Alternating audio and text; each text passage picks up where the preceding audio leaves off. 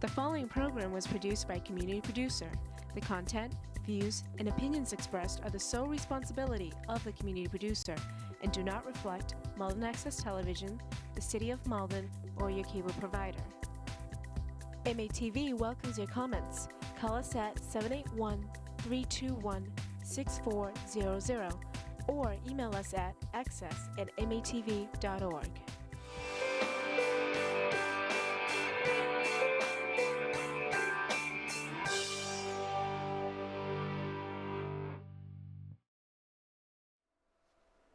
Hello, my name is Osa Schwab from MATV's Neighborhood View. I'm here as host of Inside Malden, Ideas and Stories That Inspire. This video, talk show, and podcast introduces Malden to itself through conversations, introspective conversations with Malden changemakers. I'm delighted to welcome Souad Akib today to our show, and Suad is a native of Morocco. She is a vibrant presence as a leader and eager participant of community initiatives in Malden and beyond. As founder and executive director of the nonprofit organization American Association for Arab Women, she empowers Arab women in Malden towards success and meaning in the United States. By her work and demeanor, she also offers community and inspiration to all women in Malden striving to navigate and even thrive in the complexities of our times. Suad, it's a pleasure to have you. I've been looking forward to talking to you. Thank you for having me. Yes, my pleasure.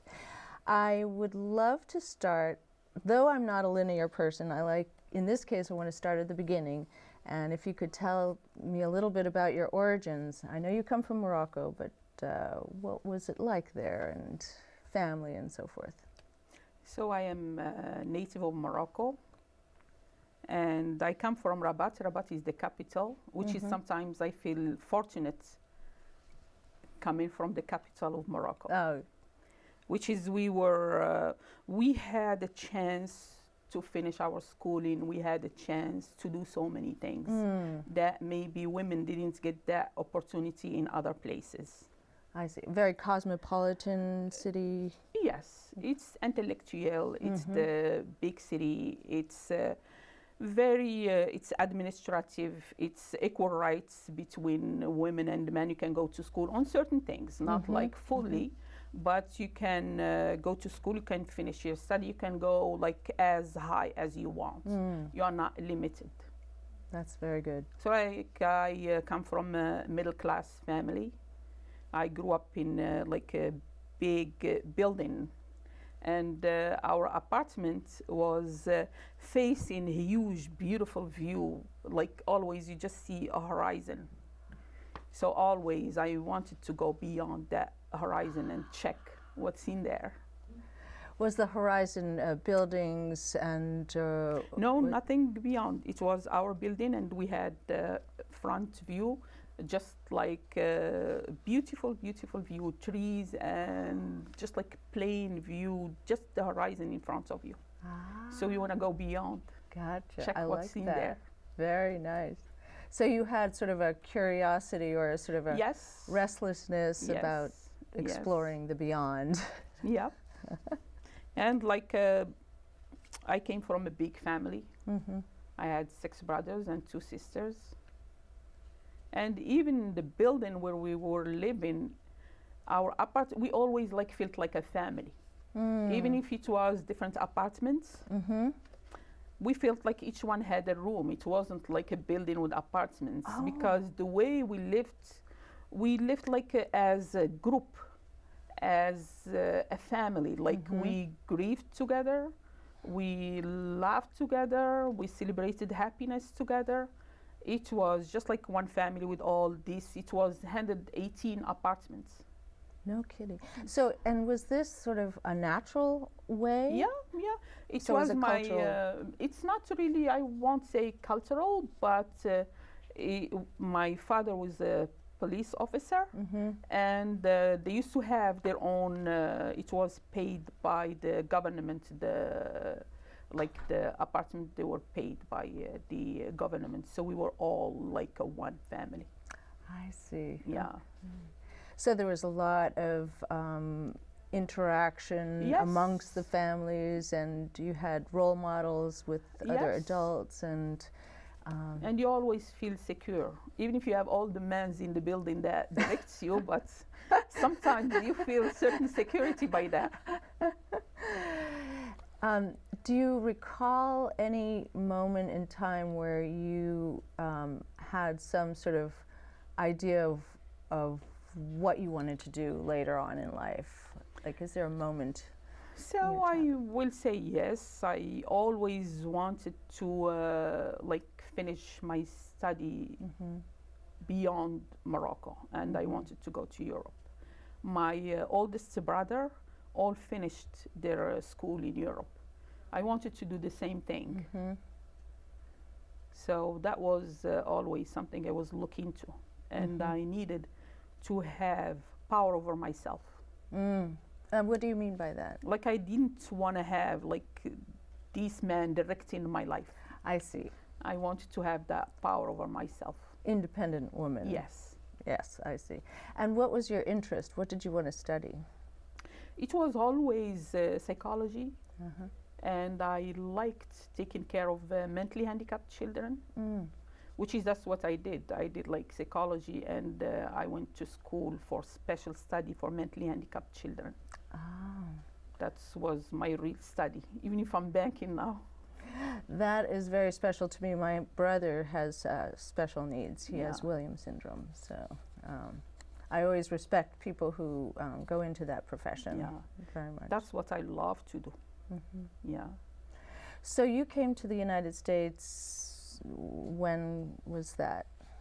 It was in 1990. So like we came, my husband and myself. I finished my school in Switzerland. My husband finished it in France, and we decided to go back home to start like the new life. So it wasn't as easy as we thought. I had a brother here, so he said, "Why don't you start anything yet? Come to visit." We came, and we never went back. But it is a good thing. So what do you think was the glue that kept you here? I will say when we came, everything like was easy at that time.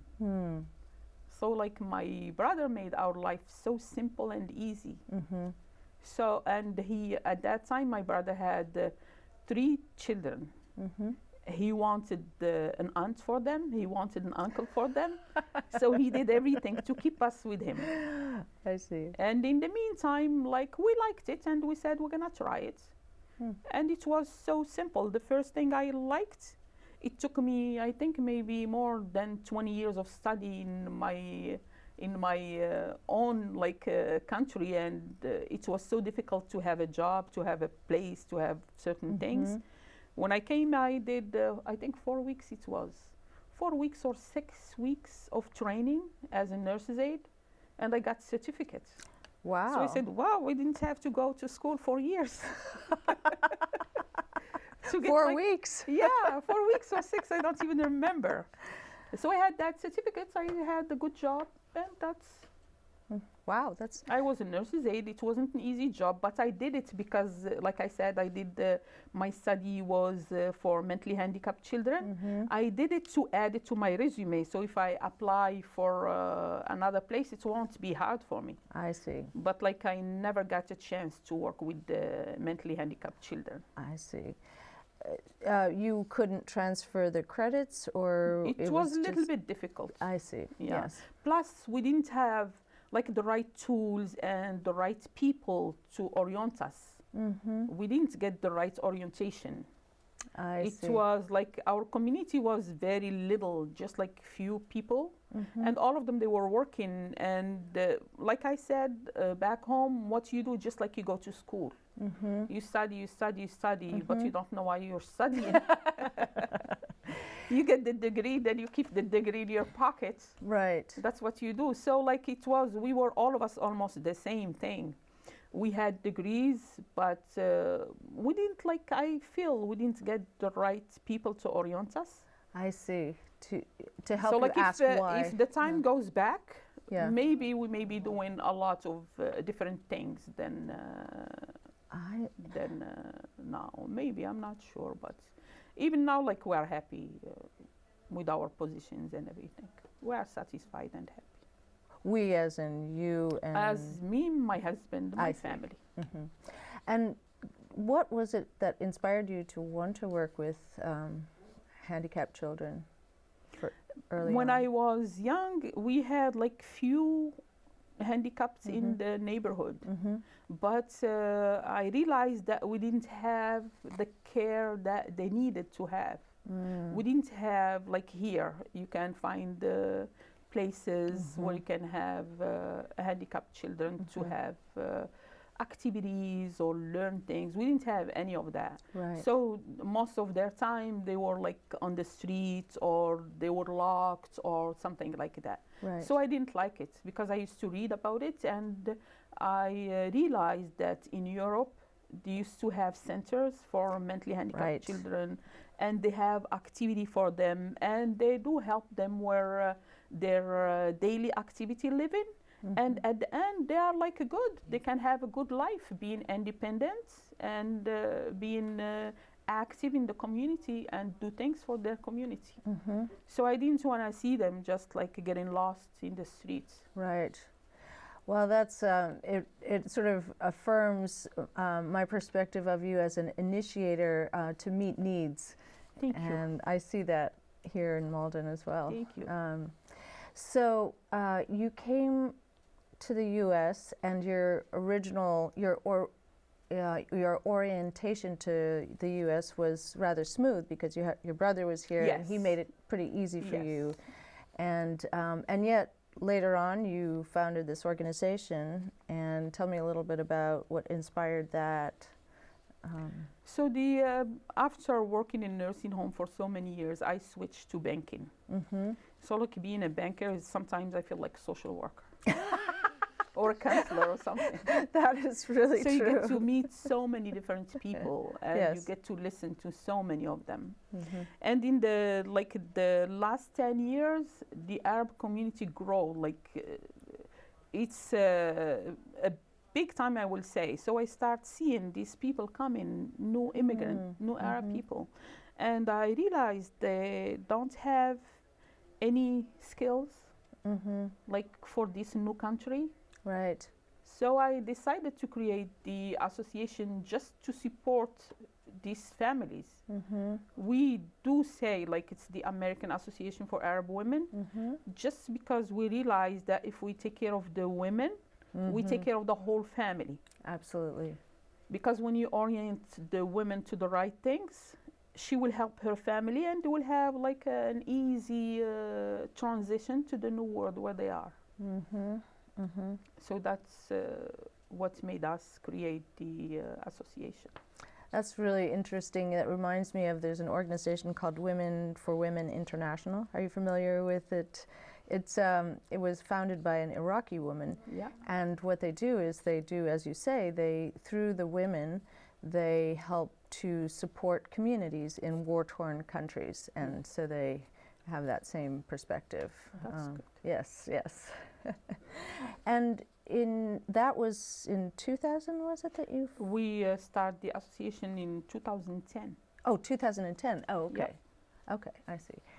And in working with the community that what was benefiting from this organization, what kinds of things did you see help them the most in terms of acclimating themselves and finding some success? I will say, like, sometimes at least you direct them to the right way. Ah, yes. It was a time when we did CPR classes. We did, like, it was around 50 women that got the certification. And some of them, they used it for daycare. Some of them, they use it just like for their own knowledge. If they take care of their kids, or if they watch their friends' kids, things like that. Then we helped about like English as second language. We worked with the Immigrant Learning Center. Oh, and we always transfer new people. They have like a big waiting list, but they still take them at the end. and like we helped with the transition from the culture. We tried to explain the American culture. We did, I remember we did one time workshop just about the schooling, about school registration, because like back home, the registration for school starts in September. And when these people were coming as families, they thought, oh, they had to wait a whole year for September to register the children. Or some of them, they were waiting for their green card to register the children, which is, when we did this workshop, we explained that like the school is one of the children's rights. Yes. And they don't need like the social, they don't need to wait, they don't need any of that, which is they didn't know about all that. We had one child who lost a whole year of schooling. Oh my goodness. Yeah, and we had just like, it was my daughter and her friends who were tutoring him at the public library.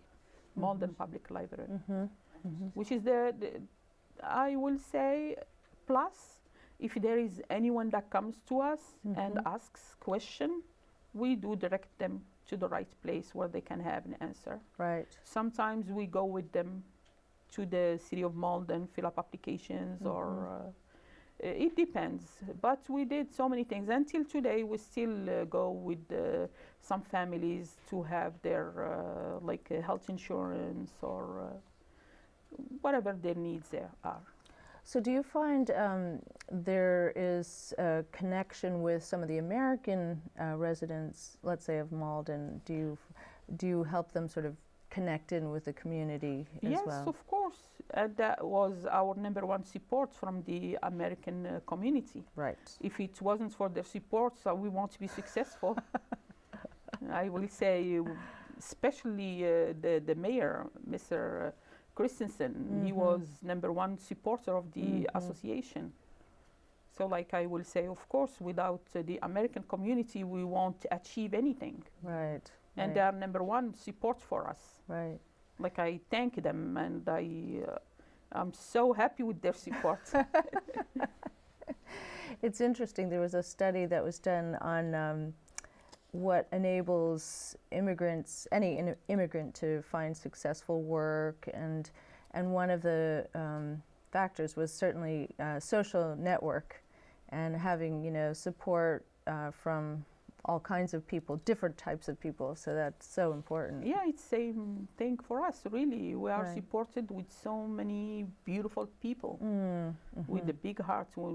When we ask for the library, we get the conference room from the library. When we ask for anything, we never had any problems. That's terrific. Always supported, always. So there's a rich component of the work you do, celebrating being a woman, for example. You've had the International Women's Day celebrations. Yeah, we try to keep that as a AAAW signature. Yes. March 8th. Your signature offering. Yes. So that is a kind of celebration, not just of all of us. All even when we do our own workshops, it's really for all of us. Yes. Because sometimes we ask like teachers from the high school, they help us with the workshop and the informations, and we get someone to translate, and we get the people if they need help and more questions. We ask teachers in the high school. We worked with so many of them. Mr. Gallagher is one of them. Yes, yeah. Yeah, so like we work, when I ask them, that's why I said like the community is number one supporter for what we do. When, can you describe some of the challenges that some of the people that you work with face when they come here more recently, for example? Some families, you mean? Yeah, families or women, or yes, I mean any kind of cultural barriers. Of course, that's always a given when you. With the cultural, I think it's something that all of us needs to be aware of. Yes. Not just like the new people who comes. Right. Because like cultures are different, religions are different, people are different. So what you do, you just try, you should keep your own culture, you should keep your identity, you shouldn't be losing who you are. But in the meantime, you have to understand where you are. So you have to understand the culture where you are, you have to understand these people and give them a chance to know who you are. This is what I will say. Yes. The transition is not easy. Right. But little by little, you do understand so many things, and you will love so many things from the country who you are in. There is things that you love. Now we cannot wait for Thanksgiving to celebrate, which is we celebrate Thanksgiving all together, which is a nice thing. I love it. Yes. And we all can get together. But again, like culture is not just like the person, the welcoming person who should understand the other culture or the other one who should understand. Right. It's something that we are all responsible for. Absolutely. If we understand each other's culture, I don't think we will have any problems. Right. I love I've heard it said, you know, if you are curious about each other, you know, the differences enhance things, and we all also discover that we have something in common. Of course, which is we have eyes in common. Yeah. We have the blood in common. We have so many things in common. Just like we need to understand that sometimes we don't think. Right. We just jump into conclusions and assumptions. The judgment, which is another thing that I think you've done a good job in, sort of raising awareness, for example, raising awareness about Islam, or raising awareness about, you know, the difference between Arabic and versus Islam. Not all Arabic people are, you know, practice Islam, for example. Given the recent horrifying occasion in Paris, I would imagine you've done some thinking about, you know, how to proceed. And I mean, because there are so many judgments that are made rashly. But like again, we say Islam is not to blame.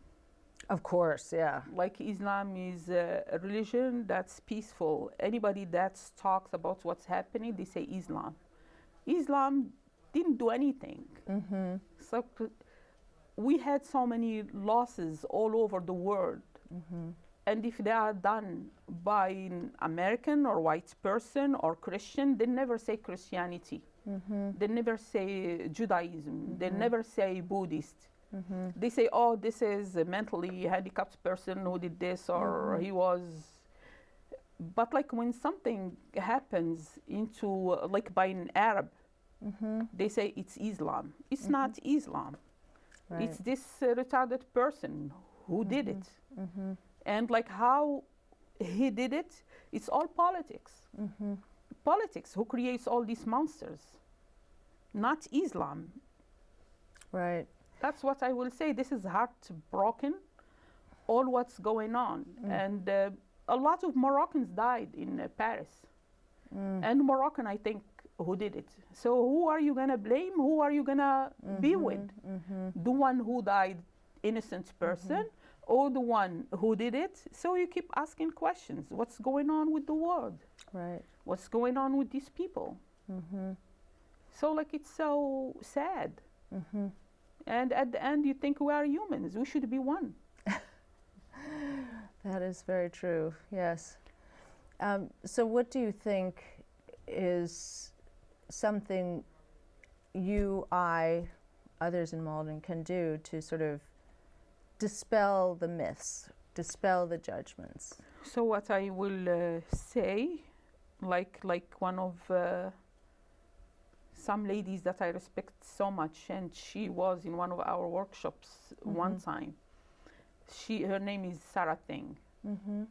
And she said, like, the sun does not discriminate.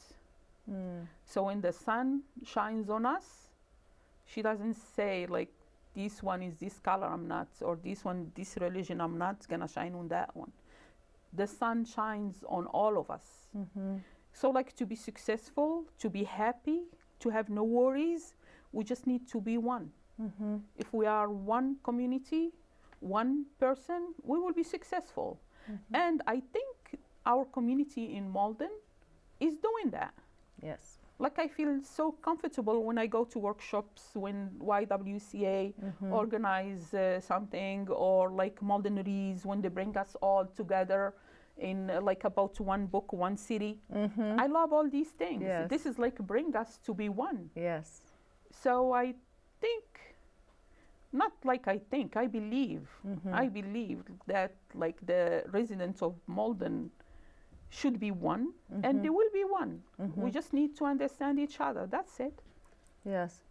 I know one thing that was really wonderful. I had spoken with the principal of the high school, and he says, you know, the kids really don't have too much trouble with bullying, for example, and they have a very integrated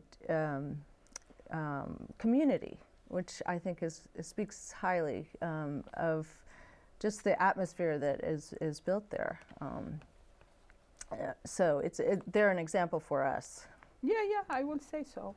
Yeah, I like Malden High School. Yes. There have been some responses to the Paris attacks in the United States, wanting to block immigration, Syrian immigration. And it occurred to me as I did a little bit of research that part of what we can do is sort of give people the facts. So for example, I looked at the number of immigrants that have come to the United States in 2015. Well, the number of Syrians since 2012, it's like 2% of all the immigrants. And we accepted about 10,000 from Myanmar, which I didn't know about. And then close to that from Iraq, of course. And so the reality is that we're talking about a very small percentage of the total refugee population coming to the United States. So that's important for people to know, I think, just to know the facts.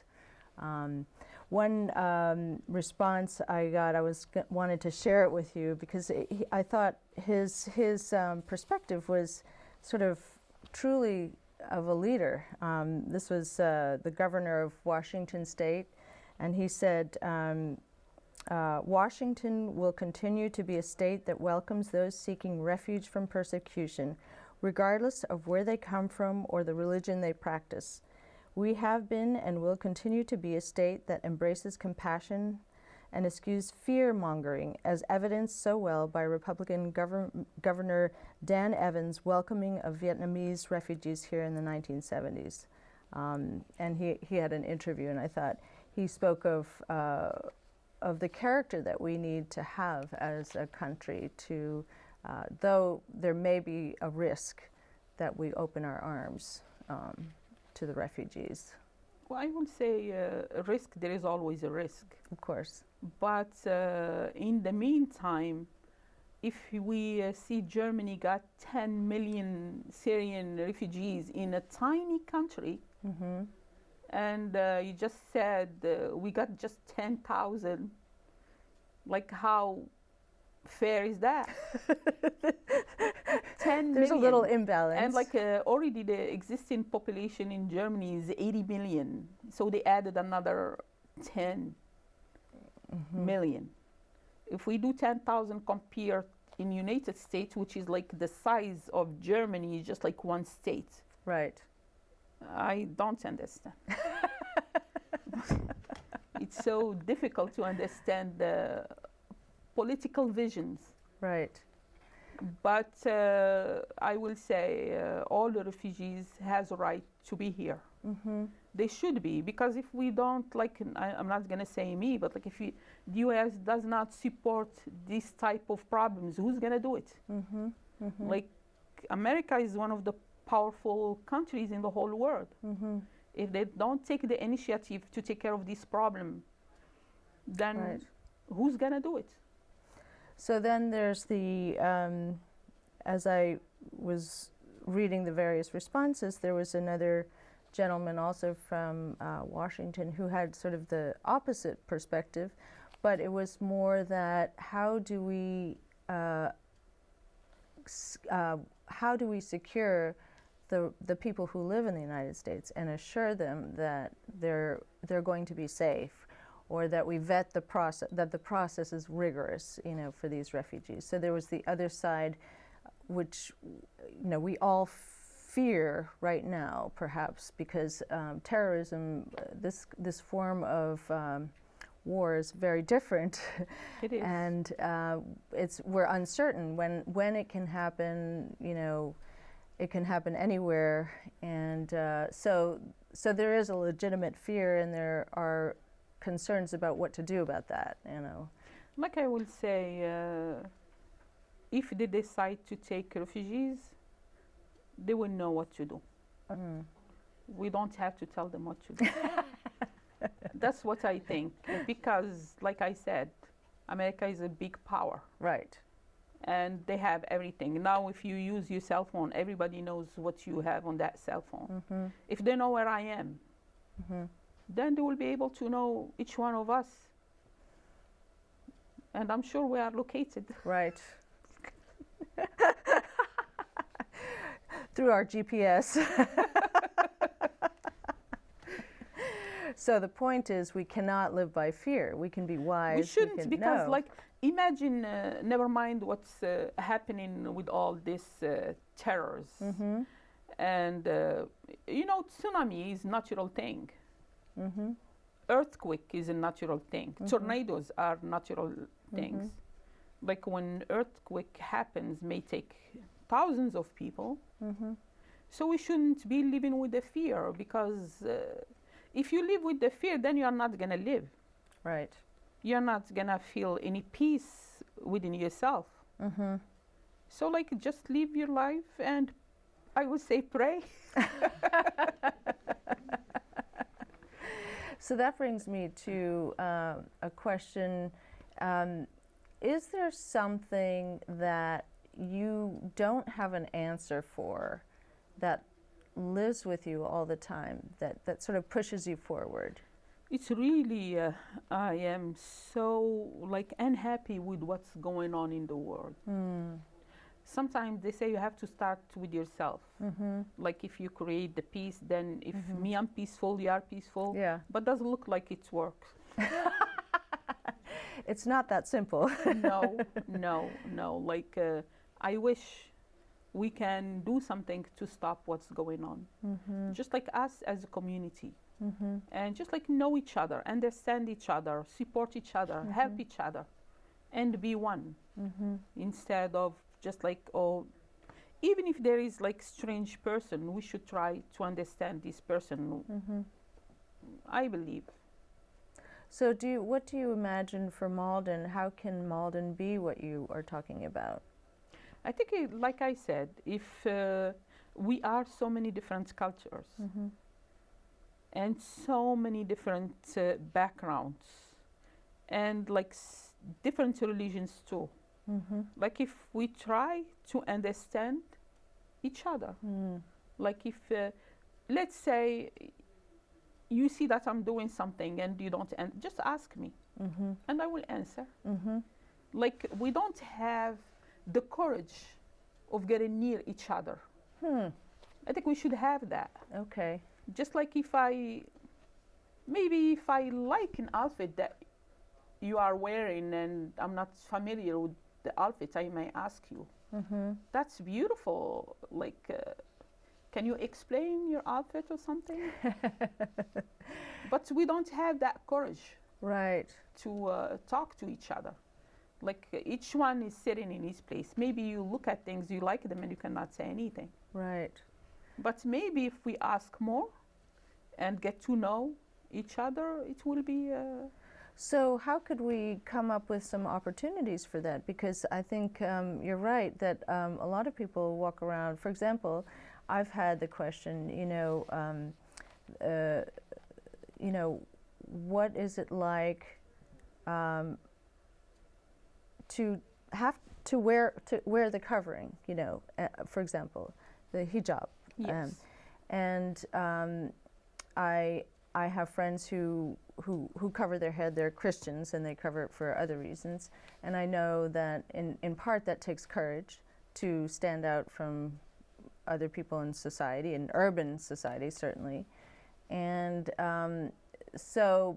but I have wanted to have a conversation with someone just to talk about that, and then, or maybe talk about what are the different, how can one look at it differently, or, you know.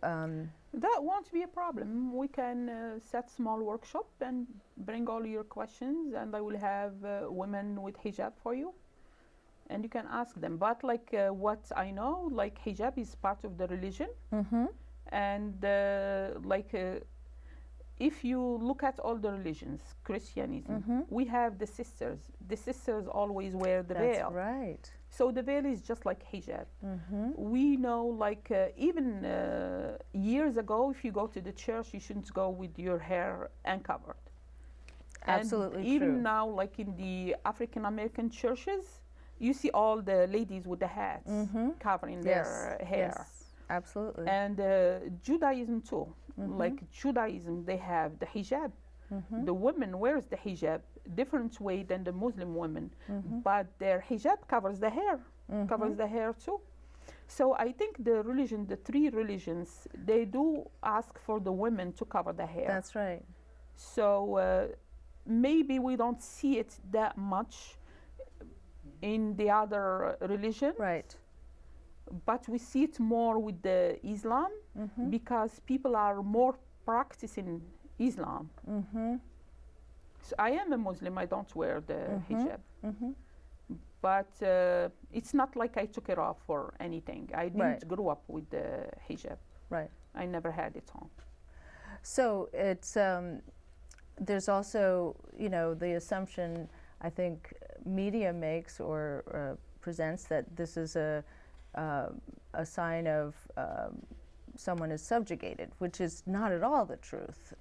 You know, that the covering means that you are weaker, or you feel that you must be weaker, or not at and all. It's totally not that way at all. It doesn't have nothing to do with your strength. Exactly. It's just like the religion. Right. It's actually a sign of strength in a way, because you step forward in a way that you believe. It depends. It depends. Right. But like it is part of the religion to wear hijab, and people wear it. There's also a rich conversation actually that I would love to have, just sort of so much of even our Western culture is in part thanks to the Arabic rich history, cultural history. In fact, the other day I was talking to my husband and he reminded me the Arabic numerals, they're so much more convenient than the Roman ones.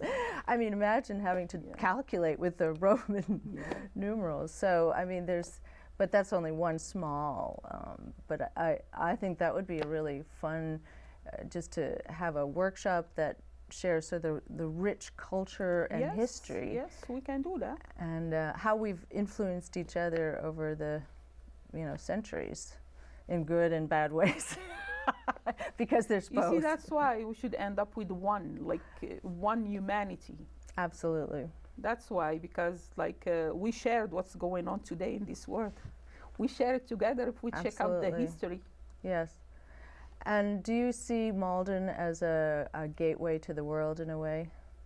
It is, I would say so, with all the diversity and different nationalities and different cultures, Do you have an idea of how, you said you were troubled by what's happening in the world, and there's a lot of things that are troubling, but is there something that we can do as a community, do you think? I mean, aside from having our own community that's based on understanding and unity, is there something we can do collectively?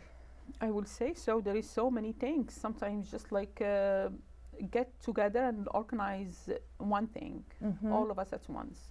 Just like even we can do, each time we can discuss a culture. Like we go one time with the Middle Eastern culture, one time with the Spanish culture, one time with Haitian culture. Because there is certain things like an Arab person will do, but can offend another person. Right. And sometimes they don't do it like to offend the person really, just like because it's part of their culture, either like lift the hand or put the hand down, or sometimes you talk with high voice and you think people are screaming at you. But not really. It's just like these things, they are part of the culture. Right. You work on them with the time, but still you keep some of it. So raising awareness of cultural, I will say so, differences. Yeah, because if we like I said, if we understand each other's culture, so many things will be easy for us. So what about the thing I was thinking of is if, for example, who better to go to find out what Morocco needs, or what if there's a crisis in Morocco than to you, and each person from the various countries can be sort of that window to the needs that need to be met, that we could somehow rally together to meet, if it's possible. Why not? Yeah. We can do it. Sometimes the time is so tight. Yes. But we still can do things. Yes. So I'm imagining, you know, you talked about the apartment building that you lived in that was more like a big family. Yeah. So Malden becomes that apartment building, right? That we're all community. It's a little bit different because it is here different. when you shut the door, that's it. That's no one true. can hear you screaming. So we'll have to use that as a metaphor. Yes. The big apartment building of Malden. Yes, yes, yes. We're Just all we should make it closer. Yes, that's right. Well, this is hopefully part one of many other conversations that we will have together, and perhaps join in on some projects together. And yes, with great pleasure. That would be terrific.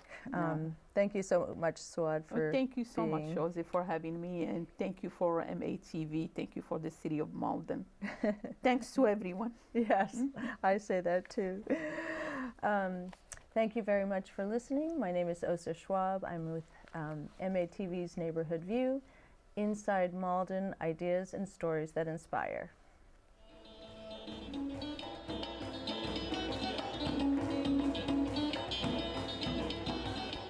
Inside Malden, Ideas and Stories is a production of MATV's Neighborhood View, with host Osa Schwab, directed by Ann Durso Rose, Karen Buck, Karen Lynch, Elizabeth Sorcello on camera, Ron Cox lighting, Brian Biggie on sound, and the production facilities are provided by MATV Malden's Media Center.